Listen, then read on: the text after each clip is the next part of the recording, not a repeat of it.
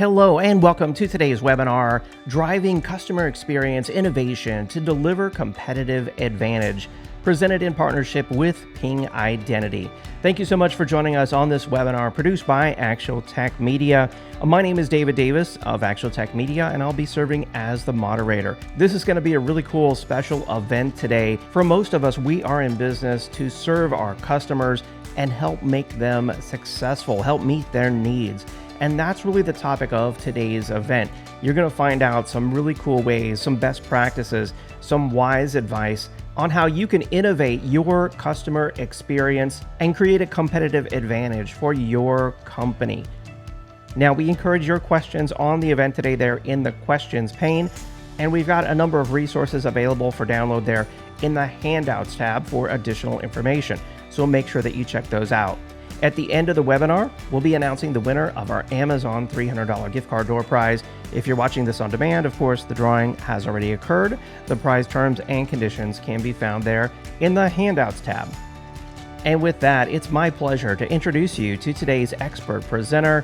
Welcome, Mr. Richard Byrd, Chief Customer Information Officer at Ping Identity. Richard, take it away. Hello everyone, I'm Richard Byrd. I'm the Chief Customer Information Officer for Ping Identity, and I'm very excited to be with you here today to talk about not identity security or identity-centric architectures, but something way more interesting, I think, which is customer experience. And that's a bit odd, because if we think about the history of identity, we know that identity hasn't necessarily been an enabler, not just for customer experience, but for all the challenges that identity encompasses, whether it be in the workforce, partner, you name it. We've struggled to not be the office of no, and we've struggled to not be an impediment and to create seamless as well as frictionless experiences. However, things have changed dramatically, and that's what I'm here to talk with you about today. So it's a bit trite to say customer experience is important or customer experience is everything. We've known that for generations, that a customer's experience dictates and determines both the growth of our revenue as well as the retention of those customers and the growth of our brand, the growth of our capabilities. But it's interesting to see what's changing, and I will have to say the events of the last year have driven this point home. Before I even really dive into the slides that I'll go through for the rest of this presentation, I want you to think about for a second your own personal experience in the last 12 to 15 months. I want you to ask yourself, and to be honest with yourself, how many truly incredible digital customer experiences have you had? I know that my answer to that is zero, none. In fact, the number of frustrating digital customer experiences that I've had have far outweighed the customer experiences that have just been okay. And okay obviously doesn't meet the bar. And frustrating definitely doesn't meet the bar. And when we think about the experiences that we've had this past year where everything has moved to digital channels in order to service our customers, guess what's happened? Those customers' expectations have raised, and they've raised substantially. More than 70% of surveyed customers today are expecting a better digital experience from you tomorrow. Really interesting though, 48% of consumers are leaving a site, a brand, a transaction with just poor personalization experiences. And really what we're seeing is a new battleground forming around competitive advantage. And that competitive advantage is customer experience coupled with data security and privacy expectations from those customers. We'll talk about all of that as we go along. But think for just a second about that exercise that I just took you through. Your own personal experience in digital customer interactions. I want you to think about that for just a second, because I want you then to cast that upon your own customers' experiences with your brand that you are managing today. And ask yourself, has it been any different for them as it has been for me over this past year? That's a great starting point for us to realize where we are on the maturity curve, and we'll talk about that in quite some detail. So let's dig in a little bit about what a journey looks like for customer access management. Look, customer access management was the purview. It was the function that was isolated predominantly within our marketing organizations historically for the last several decades. And it's understandable why. We just needed an account and a password for a customer, and then we could service them. The problem is that we all know how that's played out. Those accounts and passwords have been breached and exploited, to the tune of billions of records per year. And for the business side of the equation, we know how it's played out for us as well, in frustrated customer experiences, customer loss, and attrition. All of the issues that we're facing are tied to this idea that a marketing organization or some type of business organization has been controlling a customer's identity through the definition of that identity as a simple account and password. And that means that we're moving to a different space when we start to talk about a customer journey for customer experience. We're moving to a space where we start to talk about the concepts and principles of a notion like digital identity. So when we think about these pieces, it's always important. I'm an old IT exec in middle office and back office. I'm an old IT ops guy, long before I ever got into cybersecurity, long before I ever got into identity. And there are specific intersections or interaction points within a transaction with a customer from the point they log in until the point that they log out that we can use identity as the core of that customer experience to drive change, improvement, and frankly, outstanding and excellent experiences for that customer. So when we look at this timeline, when we look at this progression today, a lot of identity-related solutions companies focus heavily on the first two, registration and authentication. Now, there's a reason for that. Nothing else works until we resolve those two. But the downside of that is a lack of acknowledgement that a customer access journey has a life cycle to it. It's not just the registration experience. It's not just authentication. It is everything that comes after.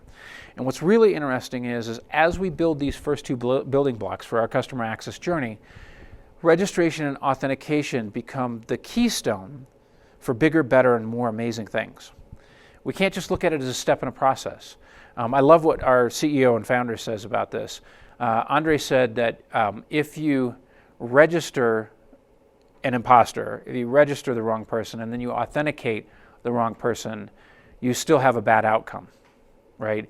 And that bad outcome is probably for you as a brand, not necessarily for the consumer, but you as a brand.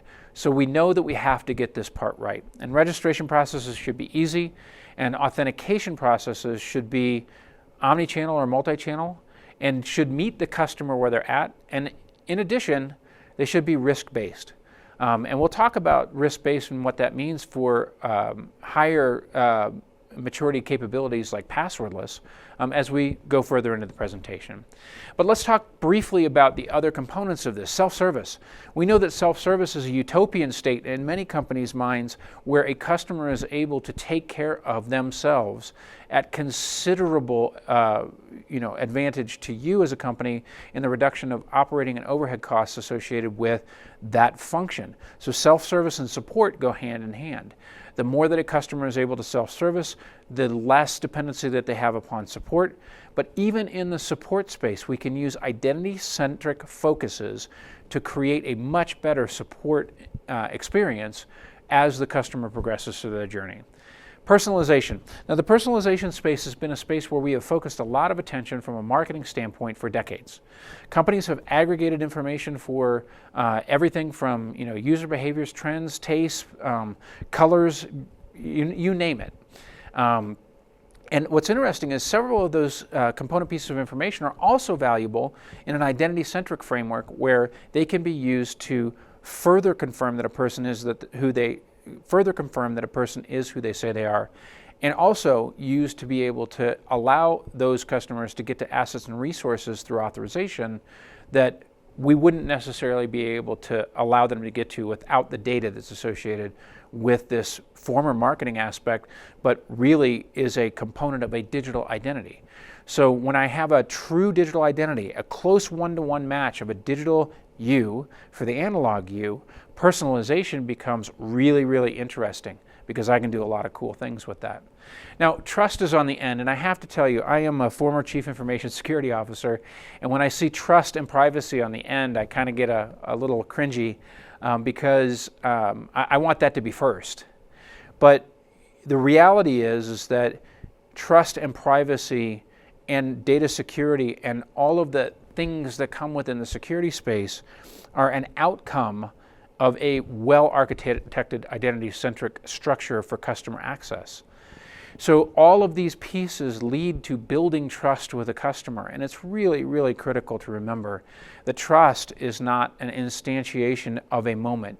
Trust is the course of an entire relationship that the customer has with you.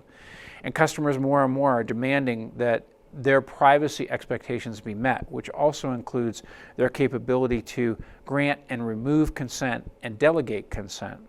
So in this particular space, you can see that trust is really the end goal of an outstanding set of customer experiences and a secure and private transaction.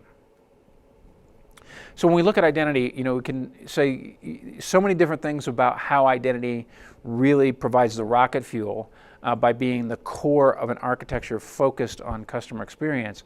But when we look at it, access interactions, application interactions, support interactions, and privacy interactions are the key components that a great identity-centric architecture for customer experience focuses on.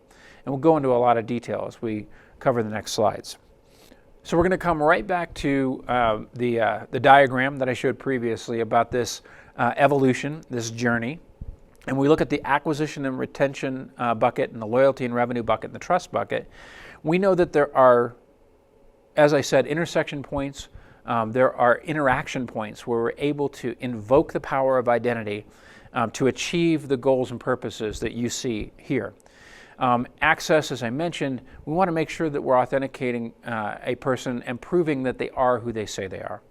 And then after that, we can really unleash the power of our capabilities and technologies to provide them with options, to provide them with personalization, to provide them with routing and navigation to the correct resources and data. And when we look at all of this, it's because we have a cohesive multi-channel customer experience strategy being played out as we progress through this journey. But if you're going to start on this journey, it's really, really critical to have a bit of self-reflection.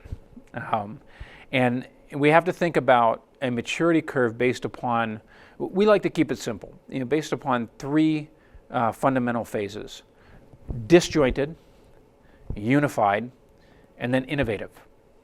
You have to get through disjointed and unified in order to get to the innovative portion of the maturity curve. There's no leapfrogging. There's no simply jumping from disjointed to innovative. And I'll give a brief example about that. Working with all the customers that I work with, I can tell you I've come across many examples where there's been a big push for digital transformation as it relates to customer experience. And I'll streamline one particular example that is happening in real time right now. A company with 8 or so business units, and those business units all have marketing organizations. And those business units and marketing organizations all believe that they own the customer for the company, when in truth, they own a part of a customer, or they own a persona, or they own a functional aspect of a customer, but in truth, nobody owns the whole customer in that setting. And as a result, we have 8 different business units, we have 8 different sets of technology, we have 8 different sets of expectations around what that technology does, as well as what information it provides to other sources. And in that particular example, think for just a second, and it's disjointed, and think for just a second, how would you get to a unified customer experience across all of those capabilities? You could say that you could do it by compromise and negotiation, working with all those other business units. But in the end, that's extremely inefficient. Why not have a holistic digital identity representing that customer that can then be leveraged by all of those business units? And that's the kind of transformation that we're seeing today. But the disjointed space is where a very large percentage of all corporations and enterprises and organizations are today. And as we see the move to unified, what we typically see is a move towards unification at the application layer. And that unification at the application layer looks like customer-facing single sign-on, customer-facing multi-factor authentication, which is great. It alleviates some of the pressure, but if we think about those other interaction points, we don't gain very much as it relates to the other aspects of a customer's experience. We don't gain much as it comes to privacy. We don't gain much as it comes to support. We probably gain very little as it relates to holistic personalization. But what we do get is at least authentication as a service and application authorization as a service across those components. And that would be the unified view. And innovative is what we're going to talk about as we progress further through the conversation. So one of the things that I mentioned in that brief use case that I gave you about 8 different business units all thinking they had the customer as their own is that in that case, it's almost certain that you're going to have inconsistent access interactions, right? And with inconsistent access interactions, you create friction and frustration for the customer. So when you look at what innovative looks like, if we think about what it takes to get to that mature side of that diagram that I just showed you, the registration experience has to be easy. MFA doesn't have to be just easy. It has to have a number of options that are available for its invocation. And there may be interests and pressures related to social login. There are some industries where social login really just isn't that important, or it'll never happen. And there are many industries where social login is a way to create an ecosystem type effect across a number of different companies or service offerings, and it can be very, very helpful. But then you also look at these building blocks, you'll notice that passwordless is last in the list. And it's because it takes a great foundation in consistent access interactions. It takes the application of a strategy around multi-factor authentication to get to passwordless authentication. So this consistent access interaction has to be applied across all channels, all devices, all applications in order to achieve the net effect of creating an outstanding customer experience. So when we look at these simple, consistent access interactions in a little bit more detail, we want to focus on the outcomes. So differentiated experiences are what makes your brand stand out. Now, I'll go back to that point about your own personal experience. How many great digital interactions have you had in the past year? Right? If you had an excellent one, what would be your thinking at that point? Strong affinity to the brand, you'd be like, I'm going to do business with that company. If that was the level of differentiation that you experience by having these great, consistent interactions when it relates to access. Cohesive and secure experiences across every channel. Now, we all know the weakest link risk.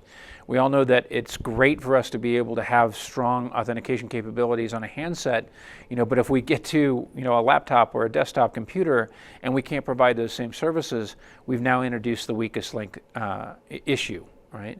So we have to be consistent across every channel. And I do think it's really important to take a pause here because the other thing that's happened as a result of this past year is that a really interesting myth and assumption has been shattered. My father just turned 75 years old, as an example, and pre the events of this past year, most companies and most of their researchers and analysts that were internal to the company would suggest that my father would never be a power user of a smartphone. Not at his age, he's not interested. In fact, I will tell you, I kind of wish my dad wasn't a master of his smartphone like he is now, because it creates a lot of traffic and effort on my part to stay engaged with him on that device. But that's an interesting breaking of these assumptions that We built entire processes around the expectation that certain demographics, certain age groups would never transact in digital channels, and two things have happened. The events of the last year, as well as the pervasiveness and expanse of devices that we have. I can conduct e-commerce transactions off of a tiny little ebook that I have in my house now, right? There are refrigerators where I can conduct business with brands that I like. And so with this expansion of devices, we have to stop and acknowledge that the customer experience has to be integrated and has to be consistent across all of those channels, right? I have to have as great of experience on my phone as I have on my refrigerator, which is a very odd thing to say. And we're also then increasing the number of customers by reducing the overall abandonment rate when we create these kind of consistent interactive experiences. Multi-channel, I mentioned it, we really have to work hard on a multi-channel experience that introduces and maintains and sustains that personalization across every platform, every OS, every device, every experience that a customer has. Now, here's a great thing about this. I mentioned a little bit earlier, we have all in the identity trades become fascinated with the reality that all of these things that were previously recorded as marketing preferences all have interesting associations to you as a person from a digital identity standpoint. So all of these different pieces that previously were collected to create a great personalized experience for you also have value in an identity-centric architecture for customer experience.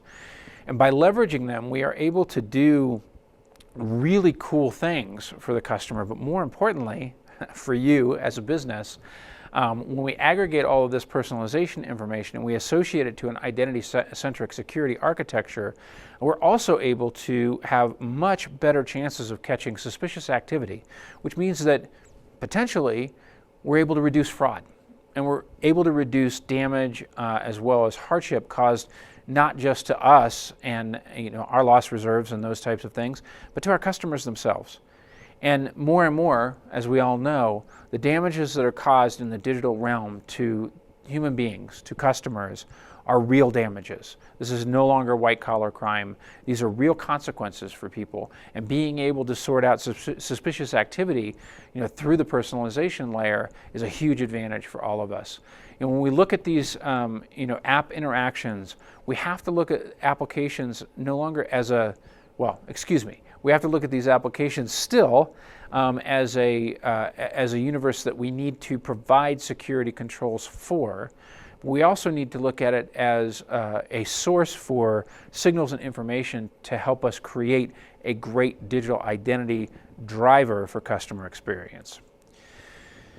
So, when we look at that benefit associated with the personalized app interactions, we've got better and consistent personalization across all those channels, ideally the same personalization across all of those channels, which obviously drives revenues up and gives us opportunities for upsells in the moment, right? No more, sending out an email afterwards. We have the ability to provide an upsell in the transaction, which will be game-changing. And we reduce costs by using a single source of customer data. And that single source of customer data is the aggregation of all that information that I was talking about, right? Customer profiles on steroids. Think about, this ability now from a technological standpoint for us to aggregate all this information and put it into the form of our customer in a digital space. I hope you recognize how much more powerful that is than an account and a password. And with that being said, we're going to take a second and give you an opportunity to see the components of interactions in action with this video. When you and your customers want to interact, customer identity solutions can make this happen seamlessly and securely. In this example, we're going to demonstrate how intelligent customer identity solutions can make setting up and managing applications on a new smart TV a really quick, easy, and secure process. Let's jump in and see Tom and his wife with their newly purchased TV. Tom is an Easy TV customer and is registered to the Easy TV mobile app, which he uses whenever he wants to interact with any Easy TV services.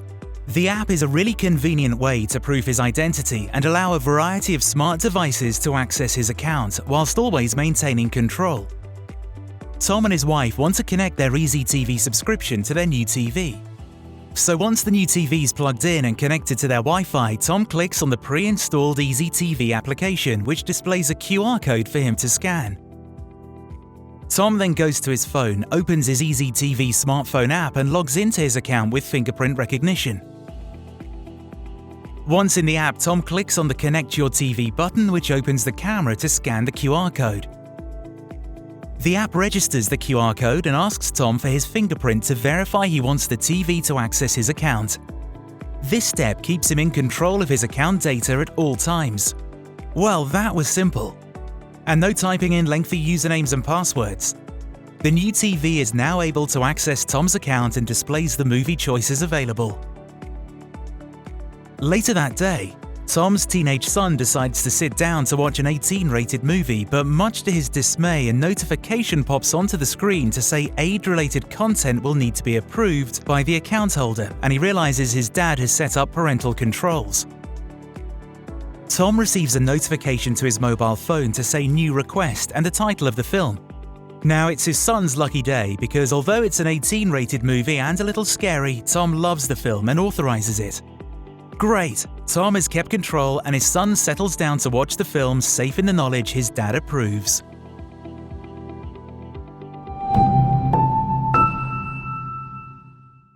So I talked a little bit about convenient and seamless support interactions, and I think this is, really important, right? Because I'm going to share with you, a brief example that I'm sure you're all familiar with. Back to the point about how many great digital interactions have you had as a customer. I'm going to bring one up that is so common, almost everybody knows the punchline before I get to the end of the story. You are on your handheld device and you are trying to find a piece of information out as a consumer or customer, and you can't find it in the online mobile resources. So you're like, okay, I'm going to get home and I'm going to log into my laptop because the web application or the web interface is richer, right? I'm on my phone, I've authenticated, can't find my answer. I go back home, I get on the laptop, authenticate, can't find my answer, start interacting with the chatbot. Chatbot can't find my answer. Chatbot says, hang on, I'm going to get you to a customer service representative. And then I get rung through to the customer service representative, and what happens? You know what happens. The customer service representative asks that I re-verify, re-authenticate myself all over again. It's kind of fascinating, right? I've got literally like 5 data points in front of me that are clearly triangulated, showing that I am who I say that I am. And because of the breakpoints in the overall application architecture and the separation of business units and this fragmentation back to the disjointed space on the maturity curve, I end up getting frustrated with the friction that I have to sustain as a customer. Same goes with support. If I come through a system and I can't find my answer and I get to a support call, rather than, and I really like this example, rather than going through all of the questions that I can't remember, I don't know what my car, color my car was in 1984. Actually, I do. It was green, but I don't have the capability to self-recover, so I have to go through this arduous process or onerous process of re-verifying and authenticating, with the customer service rep.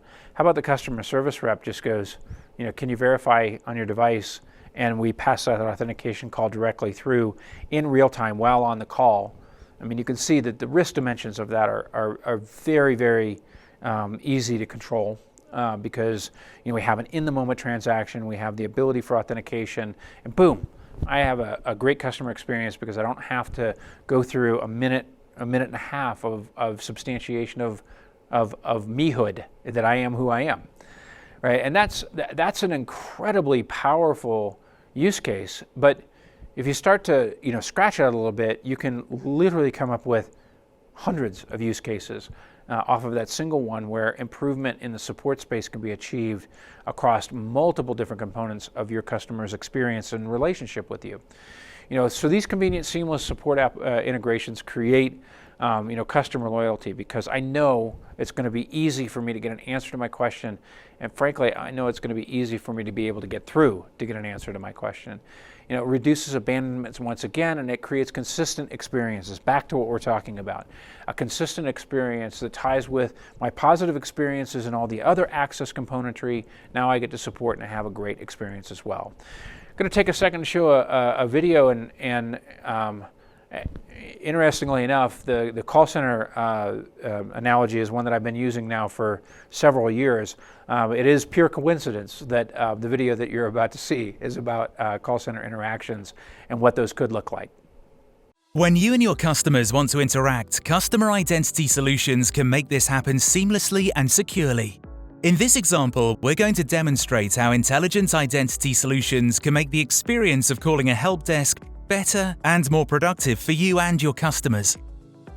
Let's jump in to see Tom calling the Easy TV help desk to add movie selection to his subscription. Tom calls the help desk. Once in the queue, he waits patiently on the line for an agent to become available. All sound familiar? But since Easy TV leverages Ping identity, they can easily match his phone number to an account, see that he's a mobile app user, and trigger an automated authentication message to verify his identity. We see you've previously signed in to the Easy TV app. Would you like us to send a push notification to your phone to authenticate? Click 1 for yes or stay on the line.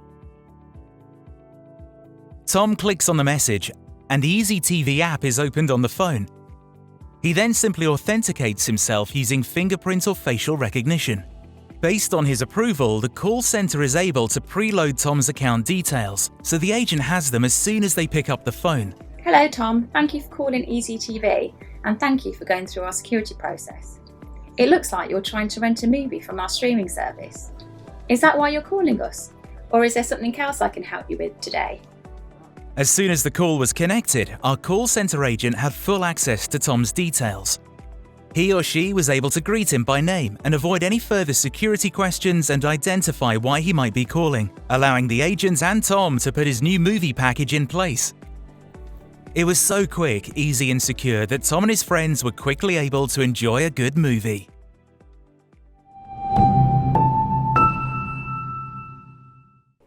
So I had mentioned at the beginning of this presentation that when we looked at that, those interactions, when we looked at those points where we can, make a difference in outstanding customer experiences and create a launch pad for innovation for all things customer in our world. I had talked about the privacy component. Now, I think this is really, really important. We are coming into a time, place, and space where regulations and compliance are no longer going to demand that you just keep a customer's information private and give them authority and power over what can be done and can't be done with that data. It's been clearly recognized, especially after the events, once again, of the last year, that customers, citizens, human beings are at incredible risk in the consumer environment because of really where we're at, kind of universally from a maturity standpoint. We think about the huge, multi-billion-dollar losses in unemployment benefits, directly driven by the ability for bad guys to capitalize on easily available information that has been accumulated after billions of lines of personal identity records have been stolen. Personal identity records that should have been protected under current privacy regulations, but we know the reality of where we're at today. Breaches continue to go upwards in a hockey stick fashion. Losses relative to cyber fraud, digital fraud, digital synthetic identities, like all of them are booming. And that requires us to not just think about privacy of the data, but think about security and privacy empowerment for the customer. Regulations and compliance demands are coming around that. We know there's digital identity initiatives in the EU. We know that in Australia there are consumer data right initiatives, and we know here in the United States that there's current legislation pending for digital identity definition and protecting consumers and citizens. We know that it's coming. So we encourage you to really think about a secure, private experience for customers, not just to achieve that trust, not just to achieve retention and all the great things that come from it, but because you're going to be faced with this sooner rather than later. And the best time to get started is before it becomes a mandate or a demand from any agency or organization that you do business with. So when we look at the notion of privacy, I had mentioned we have to take into account consent. And consent is a place where things get challenging, because it's not just in today's world.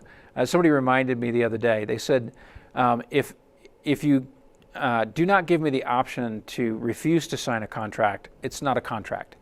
And think about that in the concept of consent today as it pops up in our web browsers. We use cookies, or we want this data, do you accept? There's no yes or no. And we click those buttons. Obviously, we know that that's going to change, but in order for it to change, we have to be able to give empowerment to the customer to be able to make decisions about the data that falls under those data privacy mandates. They can consent to have it used for any number of purposes within your organization, outside of your organization with third parties, and 20 years from now, they're going to need to be able to withdraw that consent if they so choose. And they also have to have the ability to delegate that consent to others. In the case that somebody is taking care of them, or they are not able to make a decision in that moment because they are someplace where that is not possible. This consent space is an absolute critical differentiator in the customer access management of yesterday and the customer access management of tomorrow. So we think about the benefits that we achieve through these privacy interactions, that leveraging identity-centric architecture for that particular interaction point for privacy and trust. We know that it builds customer loyalty. It makes privacy a competitive differentiator. I'm going to pause here for a second, because it doesn't take very much for folks to realize that in the last 2 years, a number of large, very visible companies have stepped up and said that if you do business with us, you will be more secure and you will have more privacy. They're not making that statement because it's inexpensive for them to implement. They're not making that statement because they think it's cool. They're not making that statement because regulators are demanding it from them. They're making that statement as a competitive differentiator. They are literally saying, do business with us, not with them, because you'll have more security and more privacy. This is the trend. This will accelerate. And you need to take a look at your customer experience journey and decide whether or not you are going to lead the pack in your particular industry or your particular segment, and be first to market with a statement of, we will provide you with security and privacy as a competitive differentiator, or make a decision that you will be playing catch up with a competitor in your space that makes that statement first. We know that this is happening, and we encourage you to address the business problem of customer access, not as a difficult, heavy, challenging task, but as a competitive differentiator and an accelerator for innovation. And as the last point mentions here, enhancing business agility to manage those consent and policies. Flexibility and agility to move fast in the marketplace is going to become critically important as it relates to customer experiences. With that, we're going to take just a second to share a video with you about this notion of consent and what that consent is going to look like in a customer experience journey. When you and your customers want to interact, customer identity solutions allow this to happen quickly, efficiently, and securely. In this example, we're going to demonstrate how intelligent identity solutions can make sharing confidential information a secure and easy process. Let's jump in and see Sarah meeting up with Bob, her independent financial advisor at Big Green Finance. Sarah sits down with Bob to run through her retirement planning products held with Blue Bank. Now, as this is third-party information, we need to go through some security. Firstly, to make sure Sarah is Sarah, and then to make sure she agrees to share the details of specific accounts which Bob wants access to. So Bob opens up the portal on his computer, then chooses to display a QR code, which when scanned will open up access to the relevant products held by Sarah. When prompted by the advisor, Sarah opens up the Bluebank app on her mobile and signs in with Face ID. Once in the Bluebank app, she now selects the option to scan QR code. Simply points her phone at the QR code displayed on Bob's screen and authorizes access for Bob. Amazing! In an instant, Bob can now view the top-level details of products held by Sarah at Bluebank. Now, Sarah only wants to talk to Bob about her retirement plans, and when Bob clicks on this specific product group, a notification is sent to Sarah's phone with details of the request, which she simply authorizes with Face ID. Well, that was easy, and everyone's happy. Sarah and Bob can discuss the details of the retirement plan in the knowledge it's safe and secure. The process of approval is so quick and secure that Sarah's complimentary cup of coffee hasn't even finished percolating yet.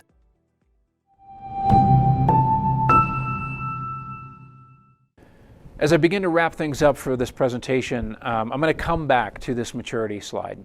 Disjointed, unified, innovative. Where do you get started? I know that's probably the most common question that I get asked in the hundreds of customers and organizations that I talk to, on a quarterly basis. It seems like these days, and it's a fair question. I talked about the evolution of customer access management, how data and customer access was managed in marketing organizations, how it's been an account and password, how most companies are in this disjointed maturity phase right now.